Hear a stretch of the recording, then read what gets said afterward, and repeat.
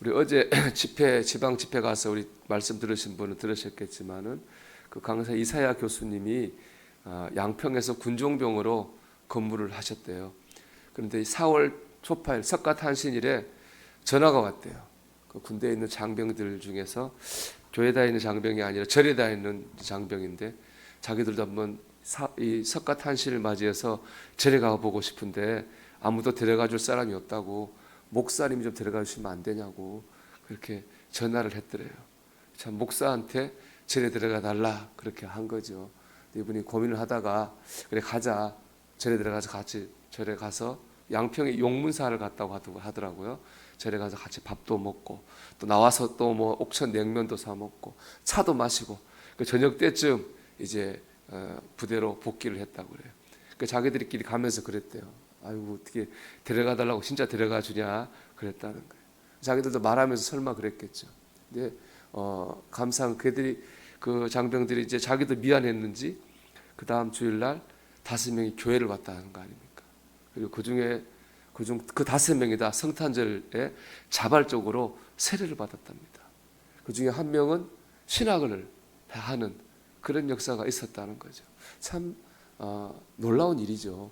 근데 제가 그 얘기를 들으면서 생각나는 사건이 하나 있었어요. 그 양평 남양주에서 일어난 일인데 어떤 사람이 절에 불을 질렀어요. 기독교인이에요.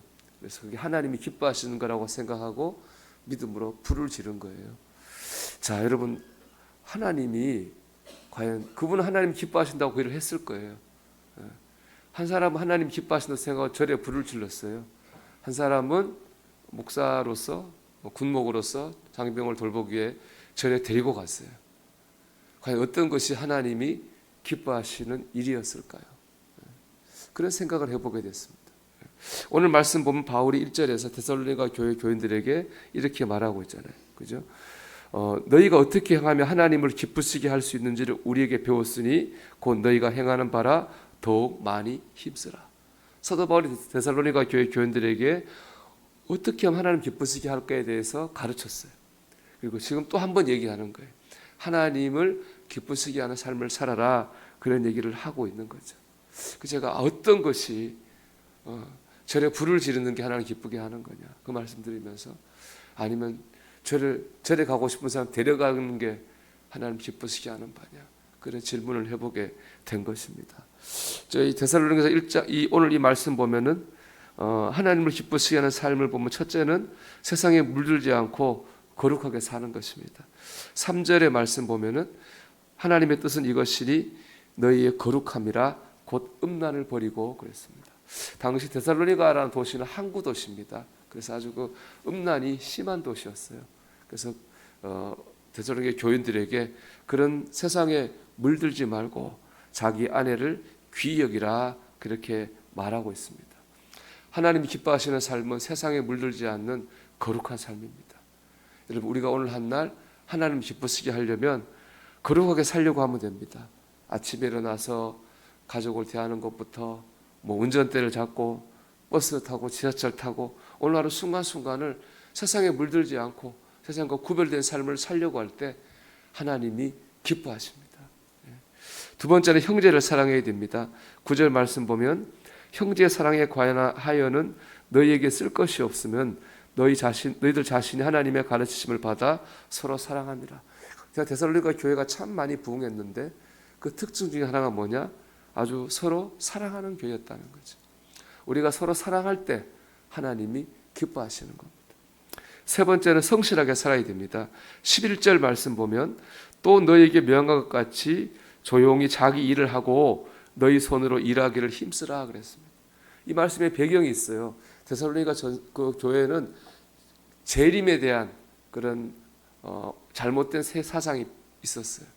그 중에 어떤 사람들이 있었냐면 어차피 이제 곧 주님이 오실 건데 일해서 뭐하냐? 우리 이단들하고 똑같죠. 일을 안 해요. 어차피 천국 갈 건데 세상 일 하면 뭐하냐? 기도는 하고 있으면 되지. 일을 안 해요. 일을 하면 먹을 게 없잖아요. 어떻게 이 사람 해결했을까요? 다른 사람한테 신세를 줬어요.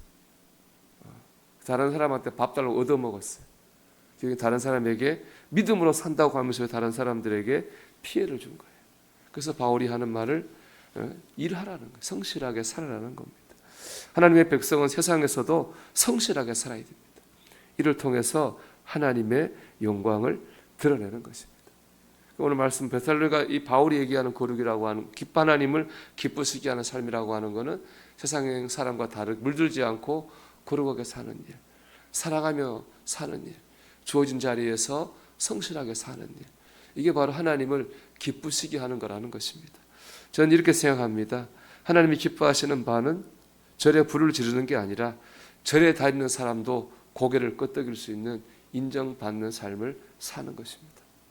절에 다니는 사람도 감동시킬 수 있는 삶을 사는 겁니다.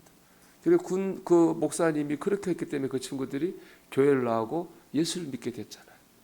그것이 하나님 기뻐하시는 바입니다. 우리 오늘 한날 여러분, 우리가 세상 가운데서 믿지 않는 사람도 고개를 끄덕일 수 있는 그런 삶을 살아갈 수 있는 저와 여러분 되기를 주의 이름으로 축원합니다.